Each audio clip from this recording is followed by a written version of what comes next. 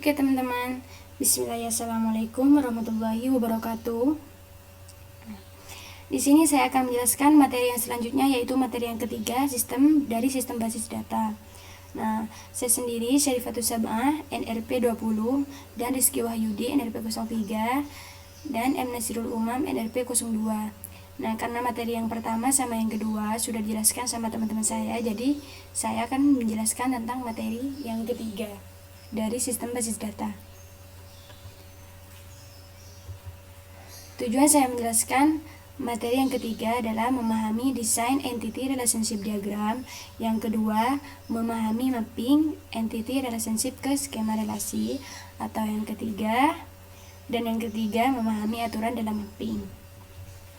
Nah, entity relationship diagram with composite, multi-valued, and derived attributes. Di dalam customer ada customer ID, name, address, age, date of birth, dan yang terakhir phone number. Di dalam name ada first name, middle initial, dan yang terakhir last name. Nah, di dalam address ada street, city, state, dan zip code. Di dalam street ada street number, street name, dan apartment number. Nah, ini adalah fase dalam desain database. Fasenya hasil dari tahapan recruitment dan analisa berupa data-data kebutuhan user yang akan ditampung dan digambarkan pada tahap rancangan skema konseptual atau konseptual design. Pada tahap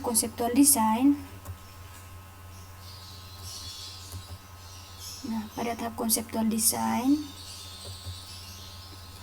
berisi detail deskripsi dari tipe-tipe entity, relasi, dan constraint atau batasan. Hasil dari tahap ini berupa rancangan entity relationship diagram.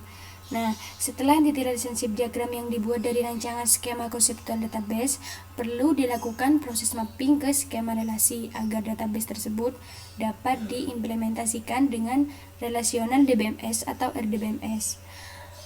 Tahap ini disebut logical design atau data model mapping. Hasil dari tahapan ini berupa skema database.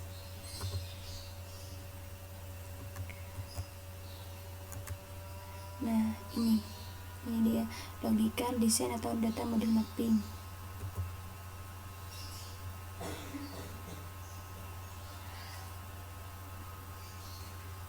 Hasil dari tahapan ini berupa skema database. Nah, tahapan akhir adalah physical design berupa pendefinisian struktur internal storage, index, page, serta organisasi file-file dalam database. Setelah entity relationship diagram dari suatu database dibuat, perlu dilakukan proses mapping ke skema relasi agar database tersebut dapat diimplementasikan dengan relational DBMS atau RDBMS. Nah, langkah-langkah dalam melakukan mapping atau pemetaan entity relationship diagram ke skema relasi adalah berikut.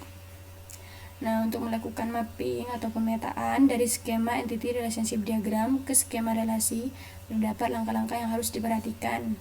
Nah, bagi kalian untuk melakukan langkah-langkah mapping, yang pertama, untuk setiap entitas ke skema relasi R yang menyertakan seluruh simpel atribut dan simpel atribut dari komposit atribut yang ada, pilih salah satu atribut kunci sebagai primary key. Nah, untuk setiap entitas lemah, buatlah skema relasi R dengan mengikut sertakan seluruh simpel atribut.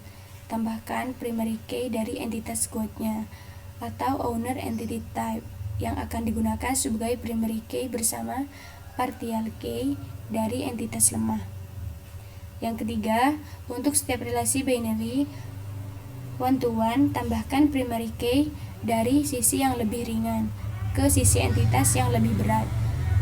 Suatu sisi dianggap lebih berat timbangannya apabila mempunyai partisipasi total. Tambahkan juga simpel atribut yang terdapat pada relasi tersebut ke sisi yang lebih berat. Nah, apabila kedua partisipasi adalah sama total atau sama-sama partial, maka kedua entitas tersebut boleh digabung menjadi satu skema relasi. Kita lanjut. Untuk step relasi binary 1N yang tidak melibatkan entitas lemah, tentukan mana sisi yang lebih berat. Sisi dianggap lebih berat timbangannya adalah sisi N. Tambahkan primary key dari sisi yang ringan ke skema relasi sisi yang lebih berat. Tambahkan juga seluruh simpel atribut yang terdapat pada relasi binary tersebut.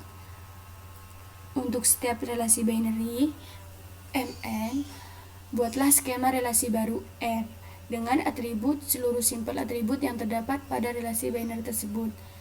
Tambahkan primary key yang terdapat pada kedua sisi ke skema relasi R. Kedua variant key yang didapat dari kedua sisi tersebut digabung menjadi satu membentuk primary key dari skema relasi R. Nah, untuk setiap multivalued atribut, buatlah skema relasi R yang menyertakan atribut dari multivalued tersebut. Tambahkan primary key dari relasi yang memiliki multivalued tersebut.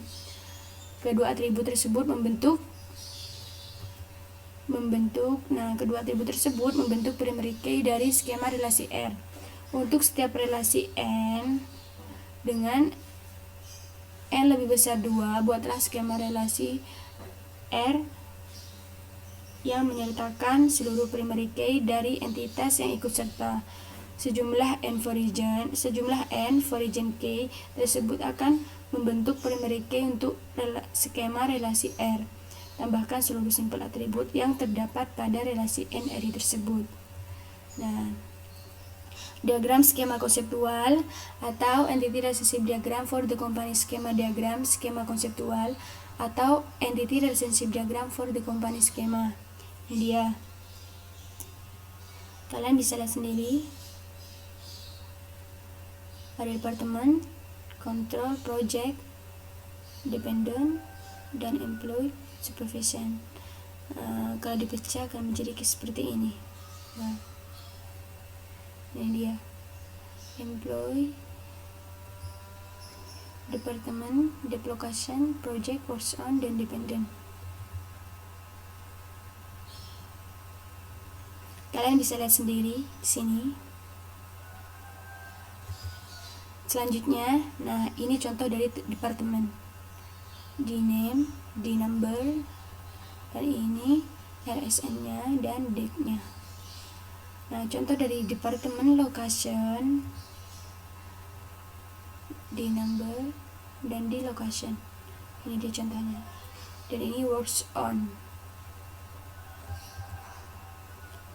Nah, ini contoh dari dependent.